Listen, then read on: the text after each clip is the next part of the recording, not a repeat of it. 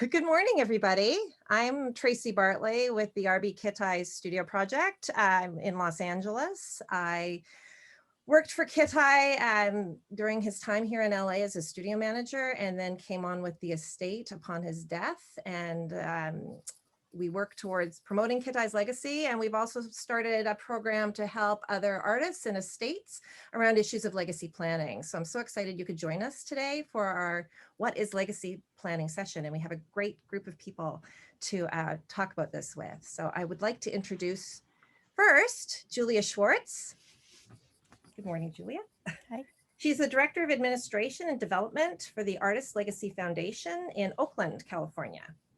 She facilitates the foundation's awards and outreach programs. She works with nominators, jurors, and the foundation's board to administer the Artist Award. She also manages educational programs, including the Legacy Discussion Group, in which specialists give free lectures on organizing artwork, maintaining collections, and making long-term plans for creative legacies. The foundation acts as a resource for artists interested in learning more about estate planning and archiving. Schwartz received a Bachelor of Science in Design at UC Davis and has worked as a consultant to artists and arts nonprofits since 2005. And then on the East Coast, we have the founding partners of the Artist Estate Studio, Jason Andrew. Jason is an independent scholar, curator, and producer, specializing in the field of post-war American art. Mr. Andrew is the curator, manager of the estate of abstract expressionist Jack Turcotte. Since this appointment in 2002, he has organized countless exhibitions and lectured extensively on the artist and his contemporaries, including organizing the first retrospective of the artist's work in New York City at the UBS Art Gallery in 2009. Mr. Andrew has published extensively on the artist and his contemporaries and is currently editing the Catalogue Raisonné of works by Jack Turcotte. In 2016, Andrew was made head of the estate of Elizabeth Murray. And his partner, Julia Gleich. She is a choreographer, teacher, scholar, and mathematics aficionado with the MA from the Boltz Center for Arts Administration at the University of Wisconsin-Madison. In 2004, Ms. Gleich, in partnership with Jason, founded Norte Meyer for collaborative projects in the arts, with a mission to renew and refresh the exchange within the interdisciplinary arts. Following on from this success, she has joined forces with Jason to become a partner in Artist Estate Studio, LLC. Welcome. So great to have you with us. So we're really hoping this will become a series of sessions and that we can look more into the details of artist estates and foundations in later sessions. And so today we're going to be looking at some really broad strokes of what is an artist estate, what are foundations, and how these things come to be and what people should be thinking about when they're looking to do legacy planning. So I'm going to start with a general question for our group. How would you define legacy planning specifically for artists? Jason, do you want to start since you've got a big smile? Well, simply put, I think it's a note on a napkin. You know, those sketches that you think of artists sitting in a cafe or conversations you might be having with friends over dinner, and you have an idea and you write it on a note napkin and you take it home and do something with it. Really, that's what legacy planning is all about in art.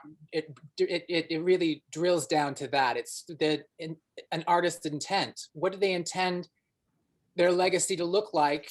How they want their work to be promoted or positioned when they're not there to be the guiding force behind the work. Artists leave behind not only the actual artwork, but they leave behind an archive, and they leave behind, and that's just as important that we think and advocate for. But yeah, I mean, what we're really talking about is about a framework for stewardship, and it can be as simple as, a fantasy or an idea that you might have written out on a napkin. Yeah, just to add on to that, I think an artist's reputation is another part of their legacy. And so when you're planning for your legacy and kind of defining your goals, maybe you had a career as a mentor or a teacher, maybe you were a community activist in some way, and that's a part of your reputation and something worth preserving along with the artwork. And it may be reflected in your archive as well, but maybe a thread that you want to pull. So as you're establishing your goals and planning for your legacy, you may want to think about how that aspect fits in there and ways that you might reflect upon that in the future or ways that others would. I think in terms of legacy planning, people might get caught up on the estate side of it, thinking about financials and things, but equally you will want to think about your archives and your studio and what's the contents of the studio, what you want to happen there. Julia, do you have anything more to add to that, or? I will have occasional bits to add as part of our duo. Okay. But I might also include, in terms of reputation, also, people think of legacy planning as planning for everything. And maybe it's not everything that you want to plan for. Maybe legacy planning is about a targeted approach to what's important to you as an artist. Yeah, really going back to the initial, the intent of the artist. What was the intention, and trying to have that conversation. Sometimes we're lucky enough to have had that kind of outline for an artist, that this is what I intended, this is what I would like to see happen. But most often it just comes down to the artist passes away and leaves really nothing but the artwork and the archive. So, thinking about it in anticipation is just sort of a nice way of being able to have a circular kind of logic behind your work and where it's going to go. Yeah, I think another important aspect of that is talking it through with somebody or writing it down somewhere that people can find it. That's, it's a part of your estate plan, and that is what makes it more complicated for an artist's estate. There is a lot of intent that's really a key part of what we need when we're on the foundation side. Yeah, and connected with that is individuals who may have differing attitudes about you and your work, perhaps being able to grapple with that in advance. In the dance world, that happens quite frequently, that we end up with these competing camps of individuals who are suggesting that they have the truth about this particular choreographer's, for example, legacy. And if you're planning your legacy, perhaps you can address that or figure out a way to mitigate or minimize some of that if you want. Perhaps you don't. Maybe you want the battle. Maybe you want that conversation. Excellent. Thank you. So building out on that, how is it different than that general estate plan that one would put together? What are they? Is there overlap? Are they two separate plans? Is it built into your general estate plan in that broad sense of the word? Or what advice would you give on that front? Yeah, I'll take that one. I think it depends on the artist and kind of where they are in their career. For some artists, it may be best to divide your estate plan into two separate categories, one for the artist's studio and estate, and one for other beneficiaries and family, especially if you have heirs and you're concerned about the responsibility of taking on the care and long-term legacy work that is required of an artist's legacy. It may be simpler to talk with them in advance and say, look, you're going to get these assets, and then these assets are going to be held separately. you can have an open and frank conversation about that, so that there are no hurt feelings, because I think there is a deep emotional connection with the artwork, or sometimes the archives as well. And you want to make sure that your artist's intent is transferred through to the estate, or the next generations. Thank you. Yeah, no, I agree that planning and conversation, to me, those conversations are so important. It's not a one size fit all strategy. So there's estates, trusts, foundations. Could you speak a little bit to the difference and what kind of thinking needs to go in? What's realistic? Where does a foundation make sense? Maybe we'll start, Julia, with you talking a little bit about what a foundation is and who it might be the best fit for. Yeah.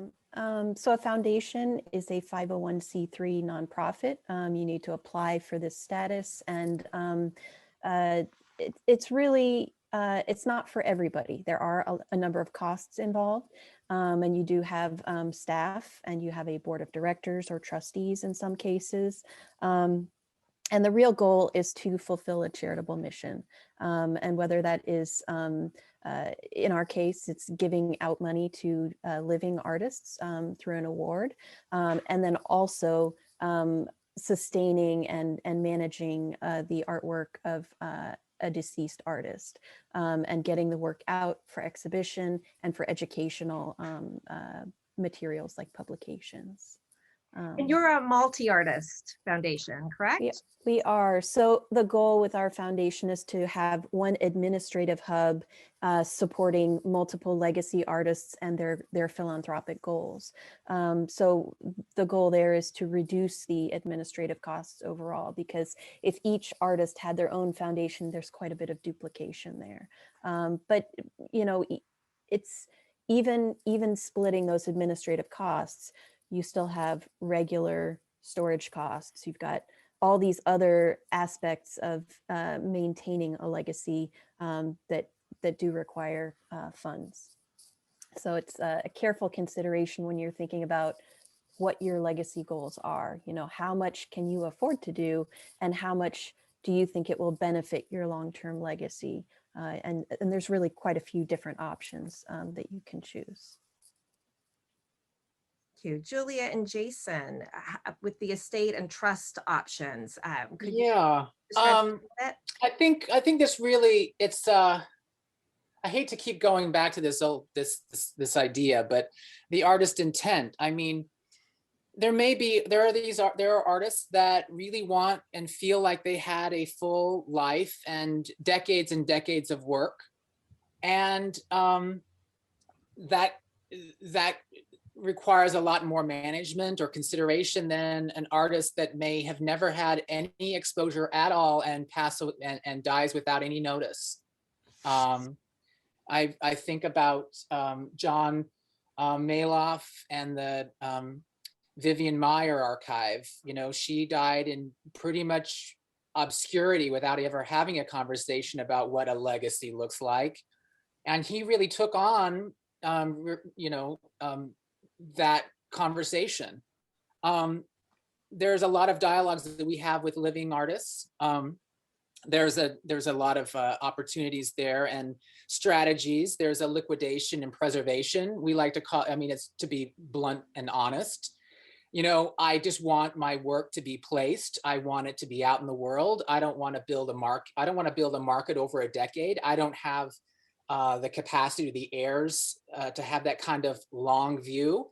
I'd like to, find a local historical society that will take all my papers so it relates to my hometown and where I grew up and my work relating to that. And then there are those artists that had long relationships and we want to drive towards a major retrospective of their work. What is at stake is really, again, what Julia mentioned, is the reputation of the artist and the work of that artist, the choreographer, the writer, and that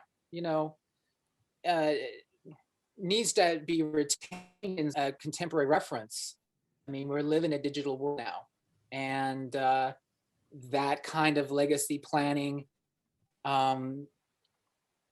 would entail a social media and all this other stuff like Instagram posts and things that keep the conversation alive. And I think about the rhythm that we've developed with Elizabeth Murray. We can use her. She didn't leave a rich archive, but there's enough interviews and things about her that we can keep recalling and bringing these ideas up. So, you know, those things. I mean, in a nutshell, you know, you can outline for yourself what you think you would like to have happen. And Julia Schwartz laid out a good idea about, you know, the heirs and the family, and all of that can be spread out in an outline, and you can take it to an attorney and get that kind of advice, legal advice about, this is what my assets look like. You know, I may own my studio in my home, and the sale of the studio in the home could support these initiatives for me. And how will that fit best within my planning? You know, do I have the $2 to $5 million that I think would be necessary in order to endow a foundation? Or am I not at that category? And I need to sort of rethink, you know, what that might look like. There's also LLCs that you can form. You know, that would be more about like selling and profiting from that, from the sale of your work. Your heirs would work with a gallery or someone like that could help sell the work. And you can create partnerships, you know, maybe two daughters that would profit from that and help manage that. Obviously, an estate manager or an archivist, someone with the general knowledge about the art and the work becomes very important for a family, because they live their own lives, and their parent or their sister, you know, they may not have been involved in the daily tasks that it requires to manage a studio. Yeah, I think when making that decision about what kind of organization you're going to have, it also depends on what kind of people you have supporting your work. You know, do you have a major champion who's really going to put forth the effort to push your legacy forward, or do you have resources, or, you know, do you have just one neighbor who is able to manage your inventory, or somehow has the affinity to do that kind of work because they really liked you and they really want to do it and you trust them? I mean, that I think to me is one of the big questions, because I don't think as an artist, you can do that work for yourself easily. I'm just adding the word easily, because, you know, your focus is on making your art, and the process of organizing the inventory and considering that legacy involves some purely organizational steps that require that other person, at least one other person. Yeah, I mean, I think that to Julia's point, I mean, the artists that studios who we've worked with or advised over the years, it's really trying to a time management situation.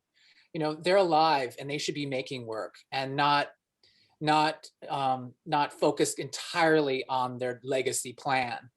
You know, but we like to make the recommendation that they put a box in the corner of their studio. They get an email of any sort of importance or conversation that they've had. They throw that into the box. The box is labeled 2020. At the end of 2020, they get a new box, 2020-21, and they start that archiving process ongoing, you know, so that anyone who comes into the studio can have that as a reference. There's a lot of little techniques that you can kind of put into your daily practice as an artist. I hate to use that word practice, but your routine that can kind of help lead and steward your own way. You know, and I think finding someone, we like to think of choosing someone who has the most expertise. That might be somebody, we always rely on someone who is the closest to the creative life and work of the artist, over somebody, and then somebody with the least amount of self-interest. So, you know, balancing those two things. I just want to add something. you know, in fairness, some artists are extraordinarily well organized when it comes to recording inventory and details about their work. And, you know, and so that, and that is part of their routine. And others are not. And I guess that's actually something to consider, because that changes perhaps the amount of work that's required in your plan and the kind of budget that might be required to support it. But even the most detailed artist still has this situation where there's this transfer of this information to digital, for example, or to a format that's more manageable or whatever. There's always those additional steps. So lots to think about. There's a question that I think relates to this, and I'm thinking, Jason, of a couple of comments that you made. Can you talk about how to plan or options for those without any money, property, or children, for visual artists who are not supermarket stars? Archives and work so that it doesn't go in a dumpster or an estate sale. Yeah. Yeah.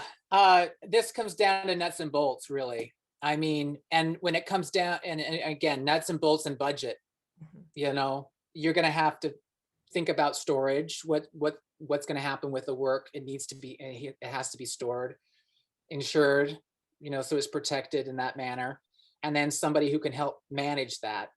You know, and those are really the three things, the core things that need to sort of be thought out. If you are working in relative obscurity with the marketplace, which I think a lot of us are, you know, we really are. I mean, there's a rare few of us that are working with, you know, Gagosian or Werner, and, you know, all, you know, with that kind of trajectory. My advice is really, again, do everything. If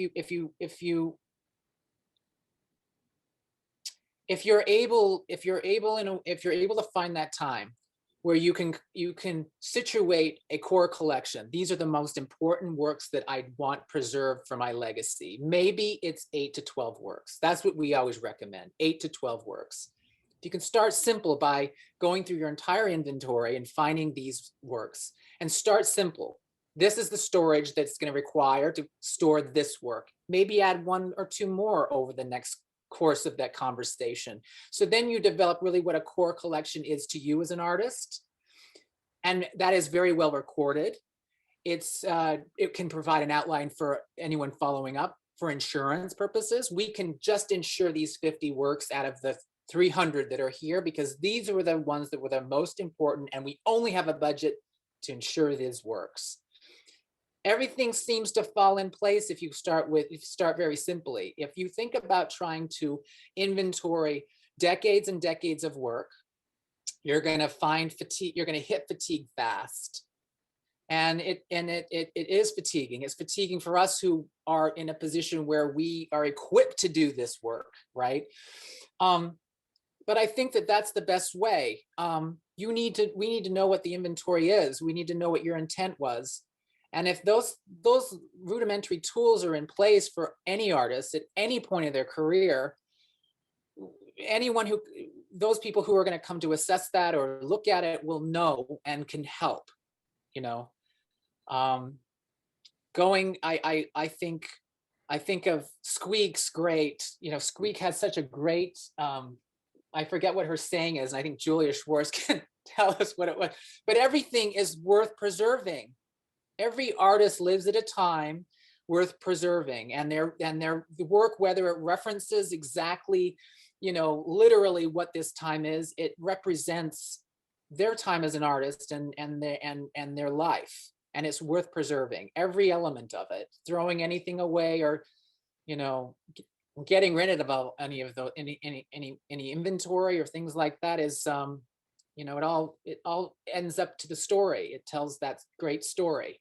Absolutely. I think, you know, as you mentioned earlier, it only takes one interested person to maintain a legacy. But I think ideally, if you have no funds or very limited funds, and you have this body of work, and especially identifying a core selection of works that you feel best represent your body of work. Gather a group of people. They can be family, but ideally friends, colleagues, people who are of a younger generation would be ideal, but get them to be your next generation, you know, to help you with this legacy planning and to tell them everything they need to know. Because if you don't happen to have family or heirs who are able or interested in taking on this project, or if you don't have any at all, you're going to need to find your family. So identifying those people and letting them know what your real intent is really important. Yeah, and I go back to the local, it may not be the Guggenheim Museum.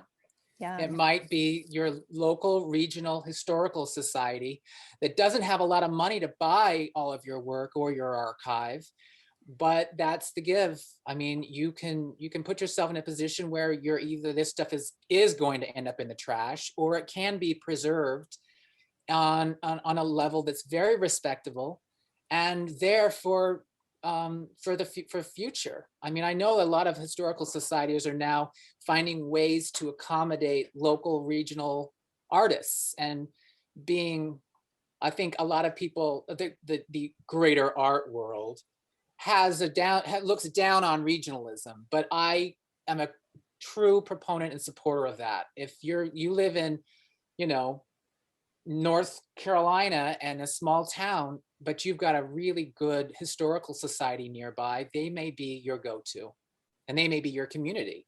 And it's the most appropriate place, really. Oh, I love that idea. I love that idea of a core collection and looking at your community where you might already have relationships and being able to plan on that. I think that's such good advice. So absolutely. and something that is completely doable, as you said. We have another question come in. Do you find it difficult to find archivists with an art background?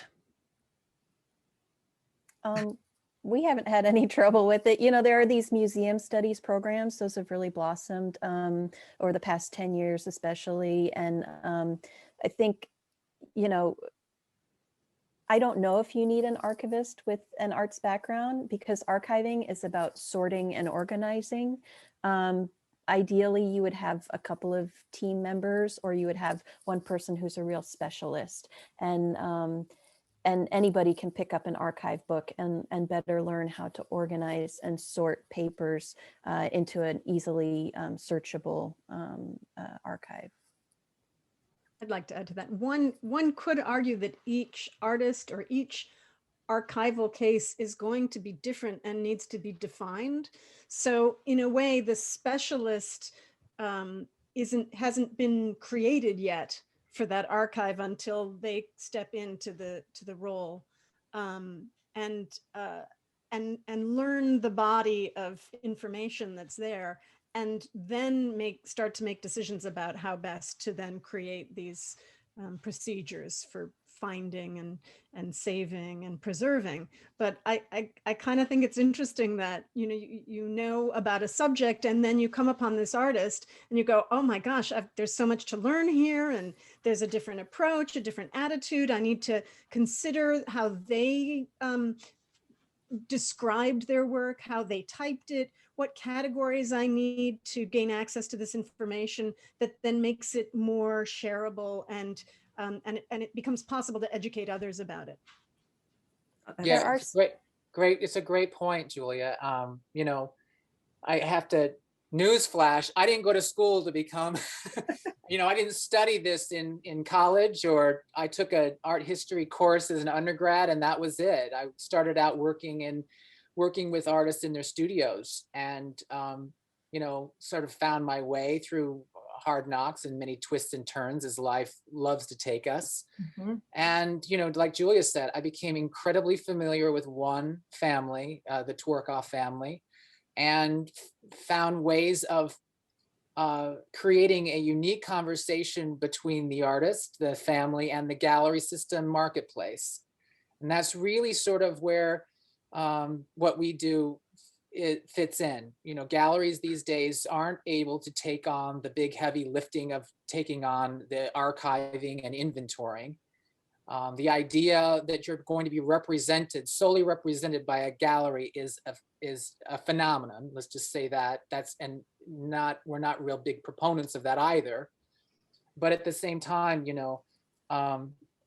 when it comes down to these simple ideas, artists have their own way of filing or creating, and it's something that when we take on an artist or we look at an artist, as Julia mentioned, we try really hard to retain that idea of how they did their own filing system before we have, the big institute come in and decide that this really needs to be filed alphabetically, or it needs to be numbered differently. So there's lots of different ways to make it. The point being is that it has to be accessible, that the information get accessible, it gets out there. Even an Instagram with an image and a little story can be that archival placement of an artist out in the world that anyone looking at it worldwide has access to it. We've never been in a position in our lives where archives such as that can be so valuable, so easily transmitted and easily accessible. And it's a simple way to start.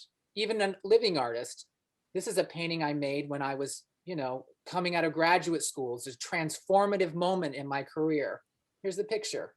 And that can tell a story. That's great, all of you. We have lots of questions coming in. Julia Schwartz, this is for you. Is the Artist Legacy Foundation model unique? Julia, your title has development in it. Does that mean you will have your eyes open for other artist estates to add to the Legacy Foundation? Yes, I do.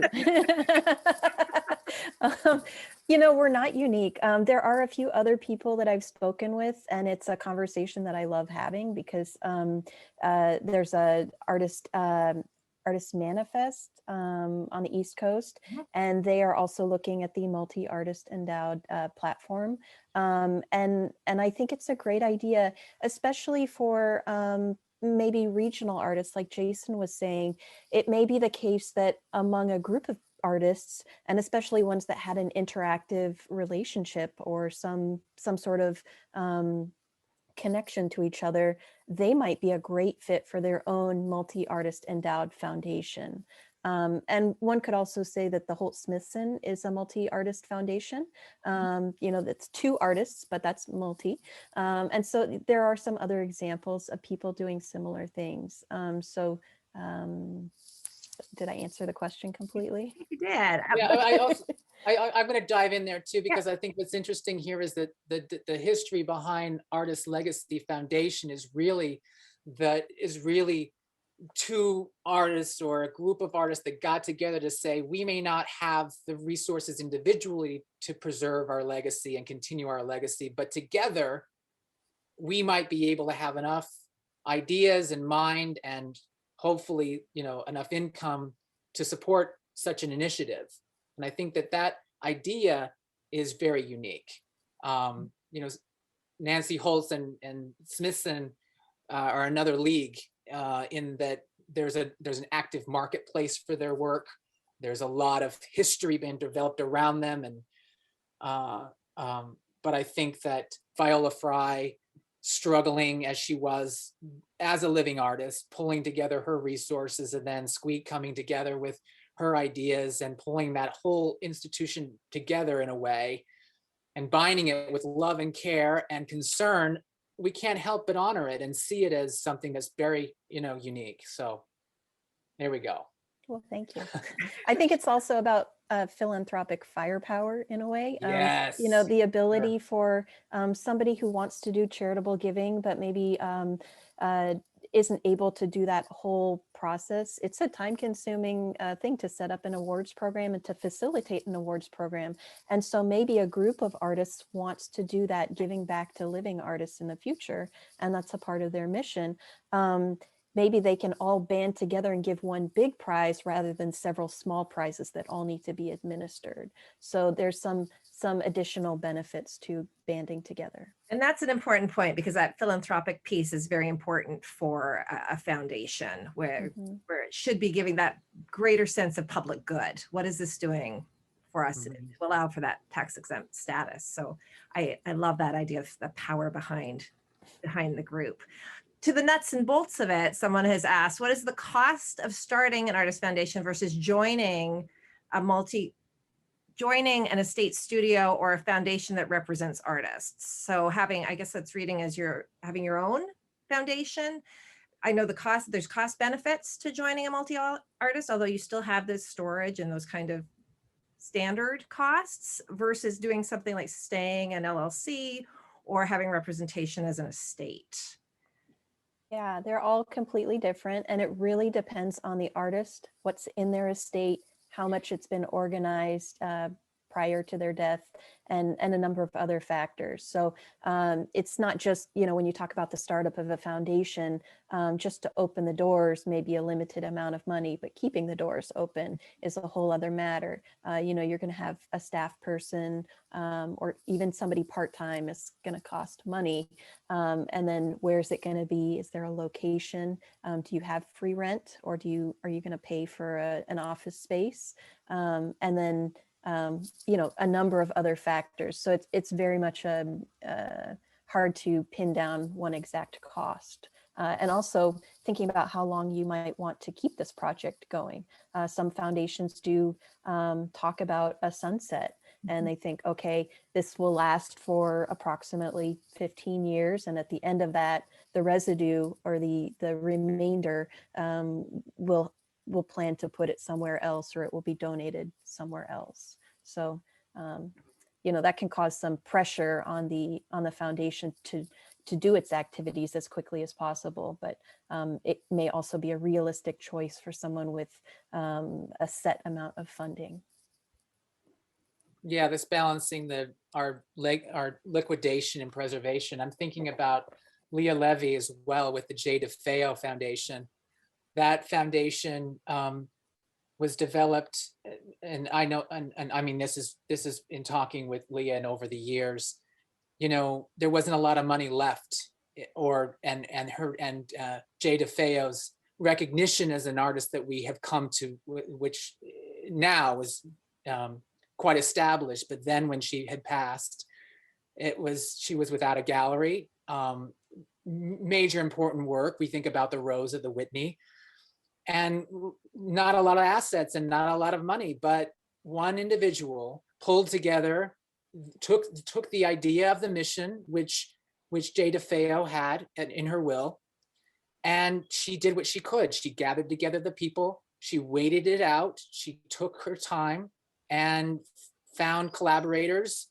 Major retrospective at the Whitney really helped elevated a market for her work, a secondary market for her work, new work into primary assets that the estate had, and they were able to continue this foundation to what it is today. And it's it's not something that it's a great story, and that can it only took one person, really.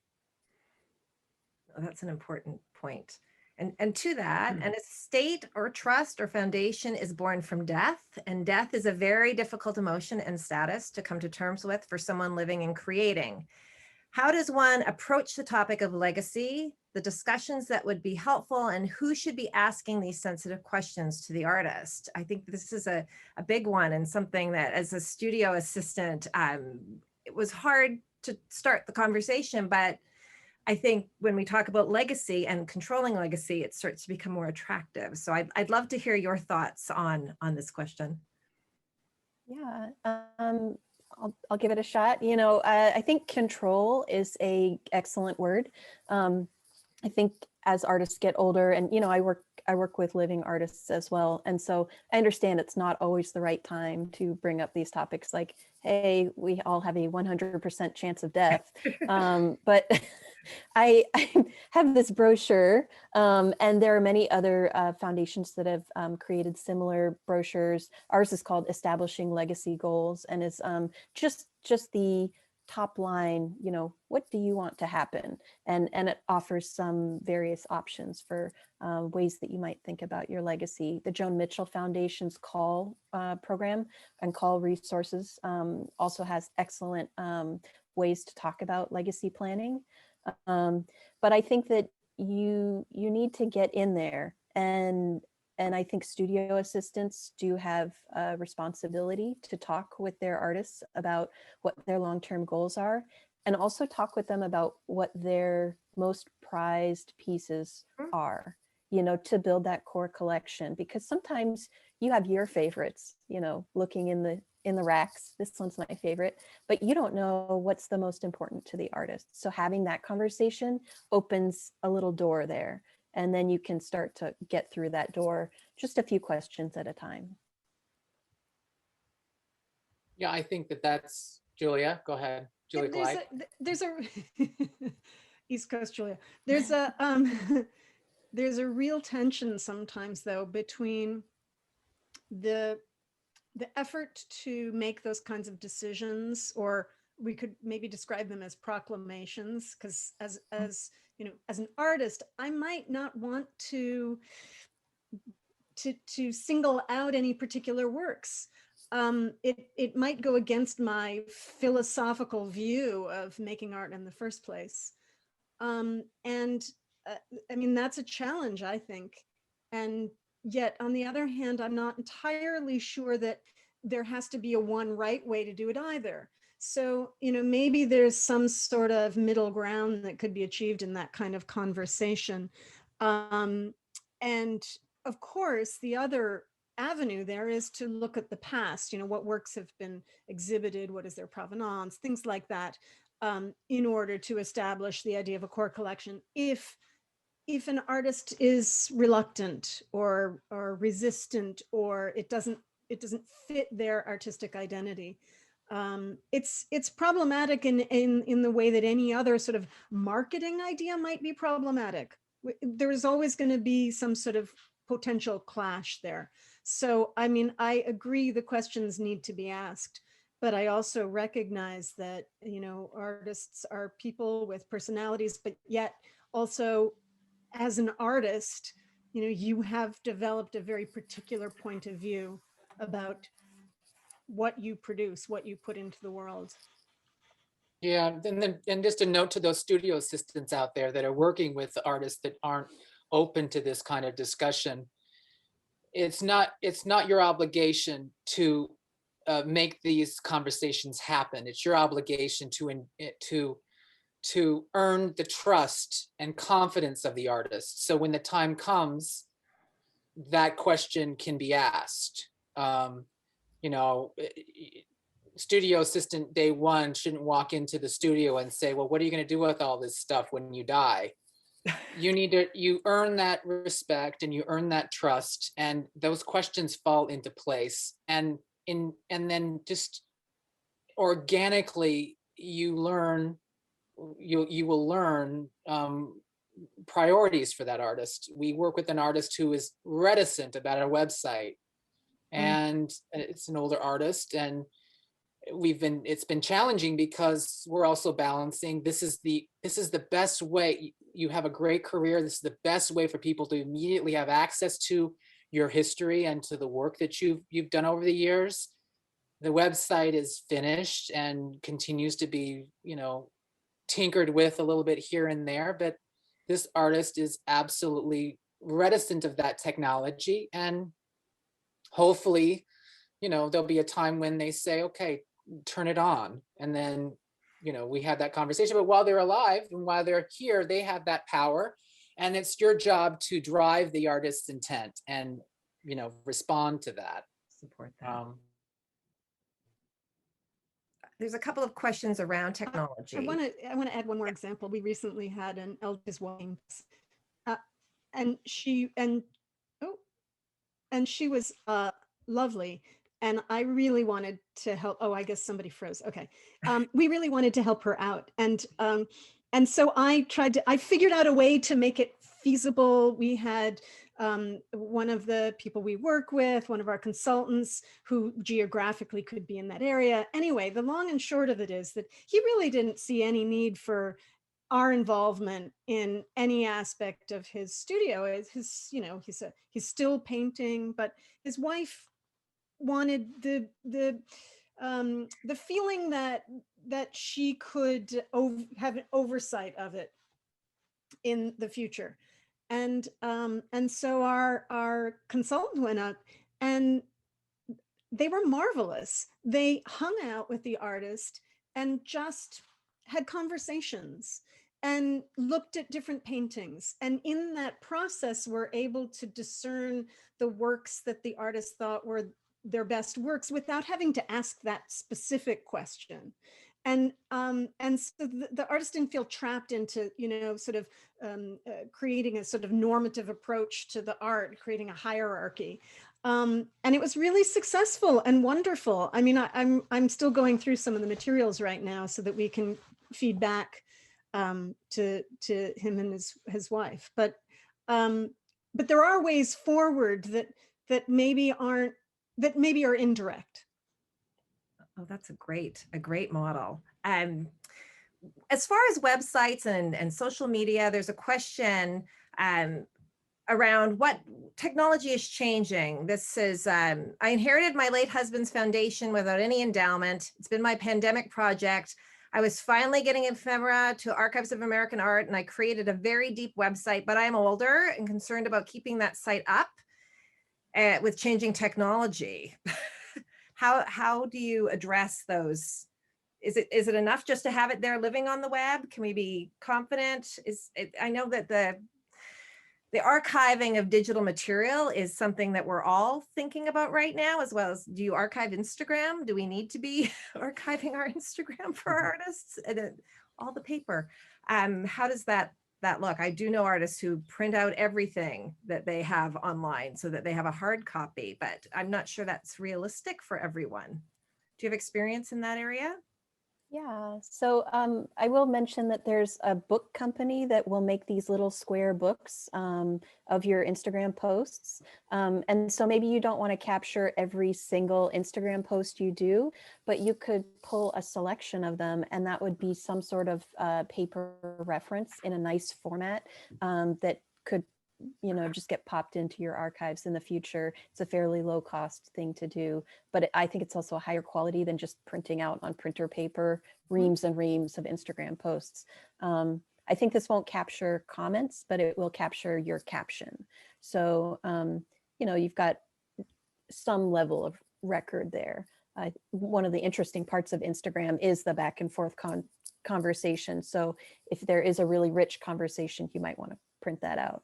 But in terms of the website thing, it is definitely a concern. And I think if you are starting to do legacy planning and creating a budget, which I recommend everybody does, do a financial review, think about your long-term plans, think 10 years out, think longer out. What would it cost to have somebody once a year check up on your website and make sure everything was good to go? Because maybe for 5 or 6 years, nothing will need to be updated, or the technology will remain stable. But maybe after that, there's going to be some huge change, and HTML will go out the window, and it will all be something futuristic. So we need to plan for that and set money aside for that. Yeah, I mean, we're managing the artists that we have. Website is a constant concern, updating it, maintaining it. New software updates happen all the time. For this person who's asking about how to preserve that, I mean, there may be without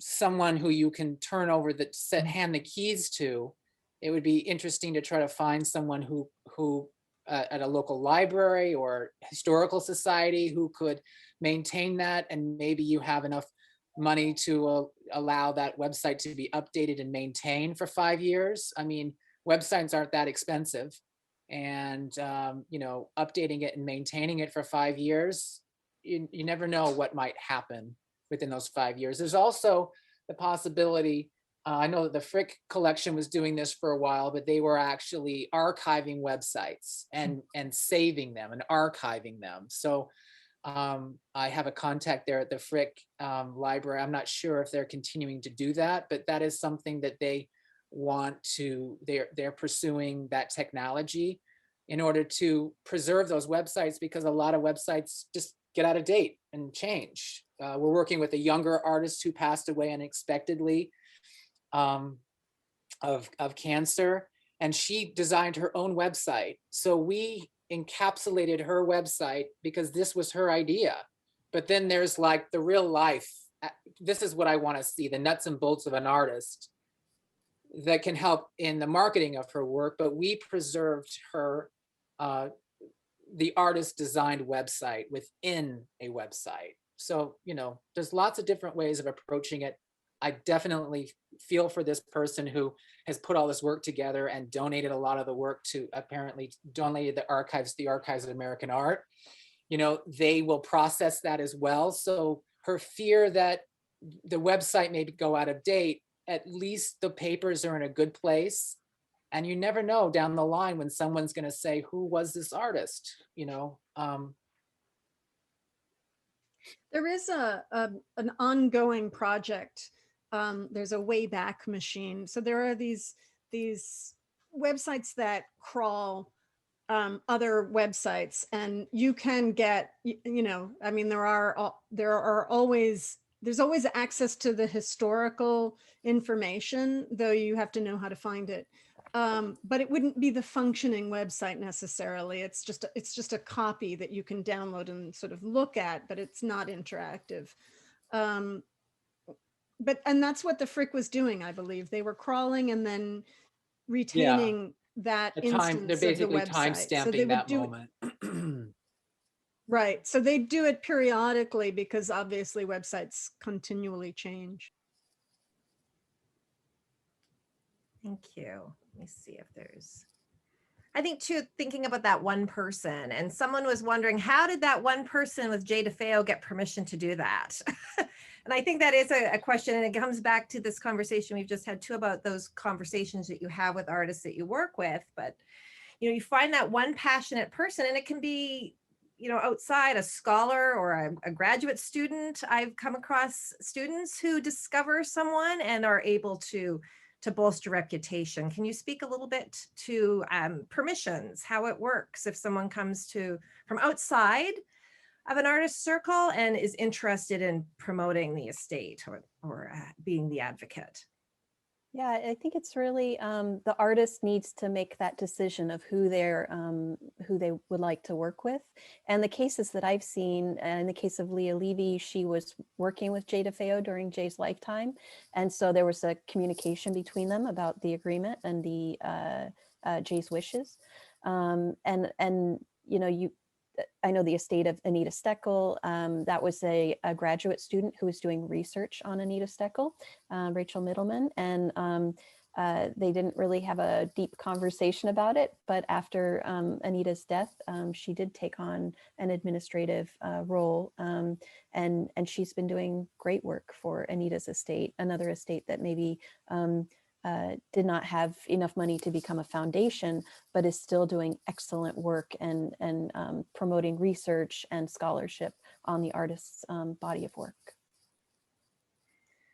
Well, this is a good related question, and I do not know the answer to. Does College Art Association or any other organization have an outreach to graduate students searching for good dissertation topics? I have the material and actual work, which is great. It's how do you promote the website, having an archive available? How do you promote one's artist to that educational community? Well, this is I think it's okay for me to disclose this. I've been working with the Twerkoff estate since 2002, so quite a number of years. And in the number of years I can count on my one hand here, the number of dissertations and artists reaching out for access to that material. It may be because we created a situation with the Archives of American Art when the works were gifted at the time of the gift, and designated in that gift were the instructions that all of the material had to be digitized, which means they're not going to come to me to look for the material. But what that means is, you know, it's a rarity for, you know, it's an honor to work with dissertations and that kind of in-depth research that one does in preparing a dissertation and a thesis on an artist. I think we just have to take a step back. timelines are liquid. I mean, you never know when someone might be interested in that and what is going to spark that interest. But making the work available on any level, a website, donating the materials to the Archives of American Art, finding public access in some ways, is really the only way to do that. And it comes down to that spark in someone else other than us. I mean, you can't convince somebody and hold their hand over fire to do a dissertation on Jack Dworkoff, as much as I've tried. It comes around, and I think the College Art Association is an amazing organization, and I think there's a lot of scholars and educators that are involved in that, and it's by word of mouth, really. I mean, more so than having a website presence, it's by word of mouth. Do you know about this artist that was living at this time? They may have some, they may be important to the research that you're doing now on this other artist. You look at Black Mountain College and you think about, how famous the 1948, instructors or 1952 instructors were at Black Mountain College, but what that museum and archive have done to build a consensus about other artists that weren't Rauschenberg, that weren't Merce Cunningham, that weren't John Cage, that weren't Jack Dworkoff, that weren't, Willem de Kooning. That's what makes that place a special place. People from all over the world were going there, and there are researchers that are trying to find every single student. There are student registers and things like that. So history is there. We just have to find it or live long enough. And find systems to make sure that it's findable, which is something that I'm always fascinated with. How do you ensure that when the time is right, that core collection and some information is available for people to discover? So I think that's kind of the. Well, you look at the Kitaj website. I mean, it's very informative. It has exhibition histories. It's got it's dense, and there's a lot of ways for people to fall down the rabbit hole there. I think that, coupled with the social media, I find our reach through Instagram has been amazing. There's students that studied under Kitaj at UCLA in 1970.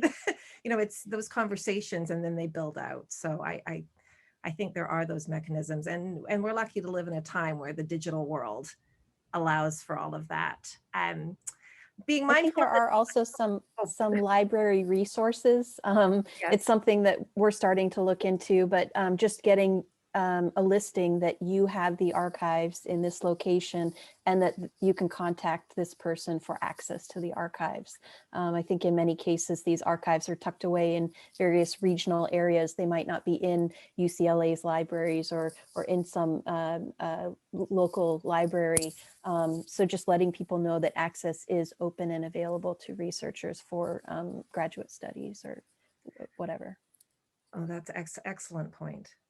We're going to close up with, and there's so many good questions. I thank the audience so much. This has been really wonderful. And I put some resources in the chat as well. The Aspen Institute, the Joe Mitchell Foundation, there are wonderful entities out there giving a lot of really great information around this topic. In closing, what do you think, to each of you, is the single most important step an artist can take toward legacy planning? So if there's one thing that you could say, make sure you have this set upon your death, what would it be? I'm going to start. Okay. The hardest thing, because I'm also a choreographer, and the one thing is to find someone to organize my inventory. And in my case, that's mostly digital video, but there's lots of other sketchbooks and things like that. And to organize my CV and press. And honestly, in our work with artists for Artist Estate Studio, that's our point of entry in most cases, is to start to get a handle on the inventory. So my advice would be, find somebody, and you're going to have to pay them. It can be a labor of love, but the truth is, if you want it done your way on your timeline, pay them. And you can find somebody who's affordable. It doesn't have to be an expert. and get something started if you haven't already. I totally agree. I think documenting and archiving, beginning your archive, like Jason said, it's not that hard to toss something in a box and deal with it later. It would be great if there were folders in that box, kind of separating, but you know, I'm not going to be too picky. Separating by subject. Yes, please. You don't need a label maker yet.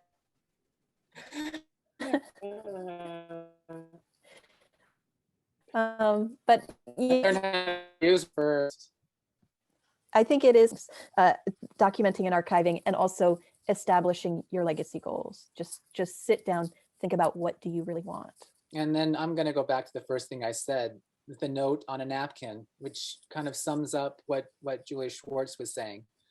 You know, it doesn't have to be, I think when you think about establishing a trust and a legacy, that's a lot to think about. You know, think about what is the simplest, you know, course for you. And it can be very simple. And with that information, anyone can take it to a lawyer, to an accountant, take that outline and make it into something that can be what your legacy and, you know, a framework for stewardship, I guess is what we would want to say.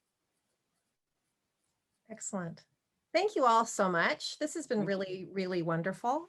Thank you to the audience too for all your fabulous questions. And we are looking to plan another such event next month, more specific and to be determined. But this was a great launch, and I'm very grateful. So thank you all. Stay safe and well, and we'll talk again. Thank you. Tracy. Have a great day. Thank you. Thank you. Bye-bye. Bye.